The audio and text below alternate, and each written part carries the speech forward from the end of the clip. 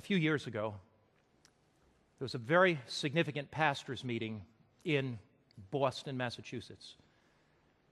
It was not a meeting of Seventh-day Adventist pastors. These pastors were evangelical pastors, and they were coming from all over the United States, 300-400 pastors. One of the pastors from Chicago was on an American Airlines flight. He was sitting on the aisle. And as he was sitting on the aisle, there was nobody in the middle seat, and there was a man sitting at the window seat, and the plane took off, and this man, pastor, going to the pastors' meeting, sitting on the aisle, looked across, and he saw the man at the window praying. And he thought to himself, great, I've got a Christian seatmate, but I don't want to intimidate him too much and tell him I'm a pastor. So I'm so thankful that I have somebody that's a Christian. So he looked over. The man prayed for a while, and he prayed, and he prayed. And the pastor looked over, and he said, you know, I'm just wondering, you must be a Christian. I saw you praying, and I'm a Christian too. And the man looked up with a very scowly-looking face, and he said, what are you talking about? I'm not a Christian. Are you so arrogant you only think Christians pray? Well, the pastor did not quite know what to say, and sometimes, you know, you put your foot in your mouth, you kind of say the wrong thing. So the pastor looked at him, he said, well, if you're not a Christian, who are you and what are you praying about? And the man said, I'm a Satanist. I'm a Satanist. And I've been praying. And I'll tell you what I'm praying about. You may not be aware of this, but there's a pastor's meeting in Boston. And the pastor said his heart began to beat, the hair on his head stood up, and the hair on his back of his neck stood up, and he said, there's a pastor's meeting in Boston. And I am meeting with a group of Satanists because we believe that Christianity is a relic of the Dark Ages. And when you look at the Crusades and all the brutal persecution, he said Christianity hasn't done anything good for the world, which is a total lie, of course.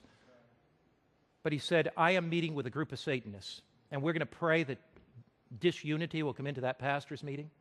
We're going to pray that divorce will take place among those pastors. We're going to pray that their kids will be lost. And I'm meeting with 300 to 400 Satanists. If you are not praying for your pastor, the Satanists may be praying against your pastor. If you're not praying for your city, the Satanists may be praying against it. I was going to Melbourne, Australia to hold an evangelistic meeting. I met with a group of Adventist pastors, and I told them this story. At the end of my series on prayer, in which I urged Adventists to be praying and seeking God, at the end of that, the coordinator of my evangelistic meetings, an Adventist pastor, stood up and he said, I have to speak to all these pastors. He said, my wife was on a train the other day here in Melbourne, Australia. It was noon. She looked, saw somebody praying. And she said, oh, you must be a Christian. She said, the lady looked up and said, I'm not a Christian at all. At 12 o'clock, every day in Melbourne, the Satanists covenant to meet together to pray that Satan will have victory in this city. My brother, my sister, do you know Jesus Christ? Are you on your knees praying every single day? Maybe you've turned into this broadcast and you're looking for something deeper in your own spiritual life.